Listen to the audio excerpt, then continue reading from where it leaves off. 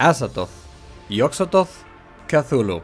These are the names of some of the characters created by H.P. Lovecraft. But have you ever noticed that when people talk about the characters created by Lovecraft, people tend to focus on the bad guys? Specifically, people focus on the eldritch gods that Lovecraft created. But Lovecraft created other characters in addition to his evil gods. He created an entire fictional universe, as a matter of fact. So why is it that people only focus on the bad guys? Could it be that there are no good guys in the fictional universe that Lovecraft created? And if there are good guys, who are they? What are their names? What is their story? And will our hero Goku ever kiss his wife? In this video, we will answer almost all of these questions. But before we begin, you should know that I once made a 1 hour long video talking about the Lovecraftian gods. This video you are watching right now builds upon my video on the Lovecraftian gods, meaning that I am assuming you have already watched that video. If you have not, there is a link to that video in the description. Alright, now we can begin. And let's do so by making something clear from the get-go. I say good guys, but it would be more accurate to refer to them as the forces opposing the other gods. And we can divide these beings into 5 factions, I guess, for lack of a better word. We first have the Cult of the Yellow Sign, then the Elder Sign,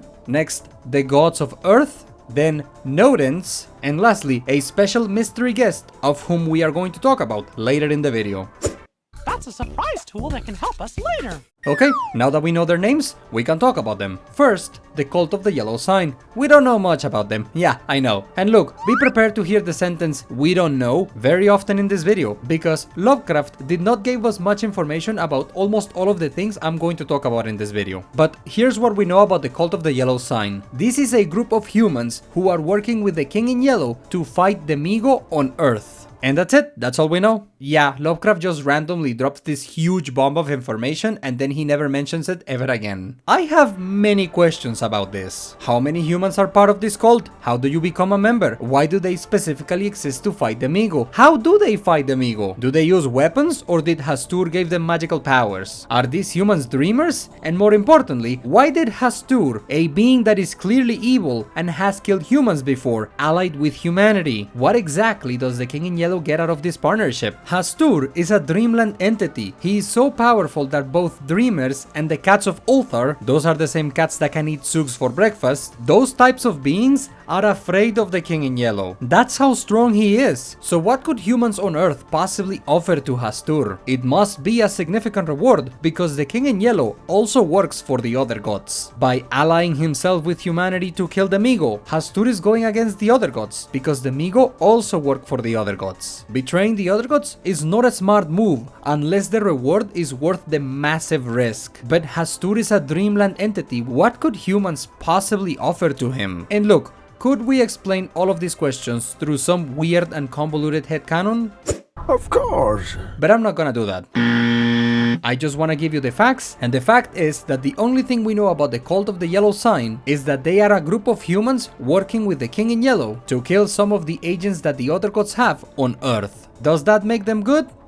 A matter of perspective, I suppose. Now let's move on and talk about the Elder Sign. Let me say this first. I'm kinda cheating by including the Elder Sign in this video, because the Elder Sign is not a character. It is a thing that characters in this universe do. In the fictional universe created by Lovecraft, when certain characters hear the names of the gods, they will perform a specific hand motion. This is known in universe as the Elder Sign. It seems to be a superstitious thing that some characters do to keep the gods away from them. The question is, does it actually work? Does the Elder Sign genuinely hold any power over any of the gods in the Lovecraftian universe? For example, if someone does the Elder Sign in front of Azathoth, does Azathoth explode?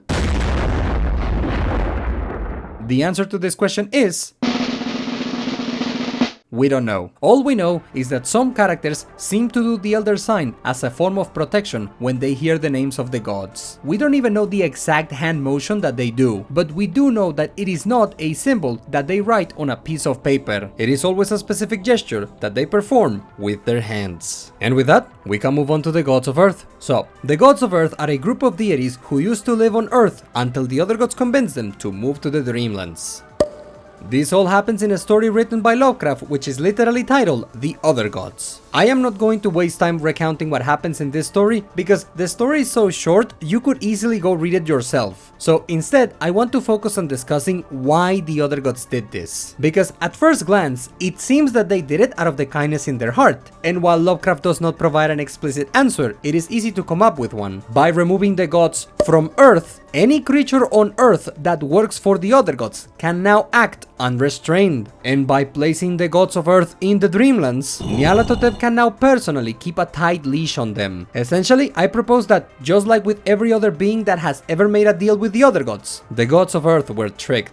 Now, who is part of the gods of Earth? Who is part of this group? Well, we know that the Egyptian gods and the Greek gods legitimately exist in this universe. In addition, in the stories written by Lovecraft, we find references to Norse mythology, Buddhism, and Hinduism. So maybe those pantheons exist too. Some people go even further and assume that every mythological deity in real life also exists in the fictional universe Lovecraft created. I understand why some people assume this, but that is just an assumption. The only pantheons confirmed to exist are the Egyptian gods and the Greek gods. That's it. Mythology aside, Lovecraft created his own deity called Nath-Hortath. All we know about this deity is that he is one of the gods of Earth, and he is worshipped by the people of a city in the Dreamlands. There's also this goddess called Ale or Ale. This deity is a moon goddess from another planet, and that's why the gods of Earth are called the gods of Earth. Because in this fictional universe there are other planets with their own alien life forms, and those aliens have their own gods. Okay, Mr. Video Maker, you will tell me, all of this lore is very interesting, but why should the gods of Earth be considered good guys? And the answer is, the gods of Earth do not like what the other gods are about, and they have tried to help humans before. Then again, there was a time when the gods of Earth tried to avoid humans like the plague, so maybe calling the gods of Earth good guys is not that accurate. Alright, now let's move on to who I consider the most interesting character in this entire video. Let's talk about Nodens. So, Nodens is the leader and presumably creator of the Night Gods. But what makes him remarkable is that Nodens is the only character created by Lovecraft who has killed some of the creatures from the void. Yeah, you heard that right. Nodens has killed some of the other gods. Nodens is unbelievably powerful, and he is not allied with the other gods. In fact, it seems that he is allied with the gods of Earth. Why? Well, we don't know, Lovecraft doesn't say, but I have a theory. Nodens is said to be the Lord of the Abyss, the same abyss where the other gods live, perhaps. My headcanon is that when the other gods were born, they were either born in the void or they were placed in the void after they were born. Nodens does not like this, but he doesn't have the power to get rid of all of the other gods, and so he allies himself with anyone who is against the other gods to build his own forces. In other words, Nodens is not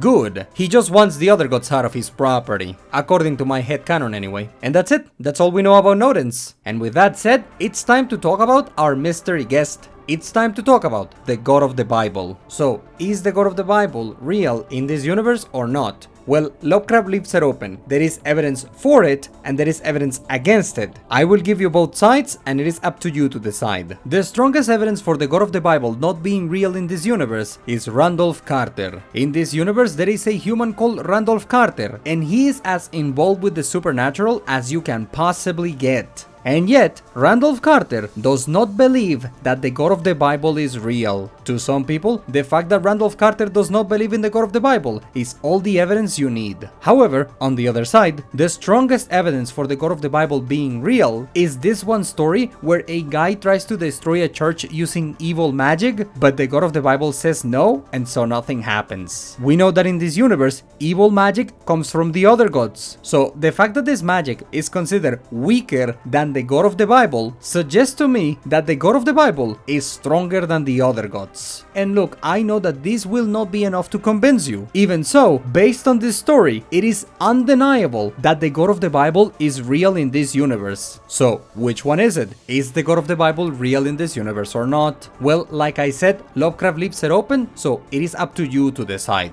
And keep in mind that what I gave you here are the two strongest pieces of evidence, but there are other details you could use to argue for either side. In the end, however, none of it really matters, because despite the existence of the Yellow Cult, despite the existence of the Elder Sign, despite the existence of the gods of Earth, despite the existence of Nodens, and despite the possible existence of the God of the Bible, despite all of these things, we know for a fact that humanity ends up dying and the planet is destroyed. So whether there are any good guys in this universe or not, it ultimately doesn't amount to anything. And while this might not be an uplifting way to end this video, it should be expected. Because by reading the stories Lovecraft wrote, it is clear that he didn't see humanity or life in general as being all that special. So it shouldn't be surprising to hear that Lovecraft perhaps created a universe where the bad guys win. But you know, he is gone and his stories are in the public domain, so you can come up with any ending you want. And look, if anyone wants a cookie cutter happy ending, Yog-Sothoth eventually would intervene, because Yog-Sothoth is everything. If the other gods consume everything, Yog-Sothoth dies. So out of a sheer sense of self-preservation, Yog-Sothoth would eventually stop the other gods. And that's it, we are done, lecture concluded.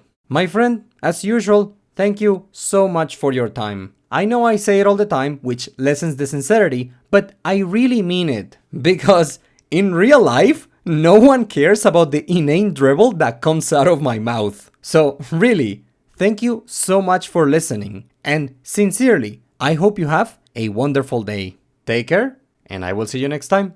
Bye!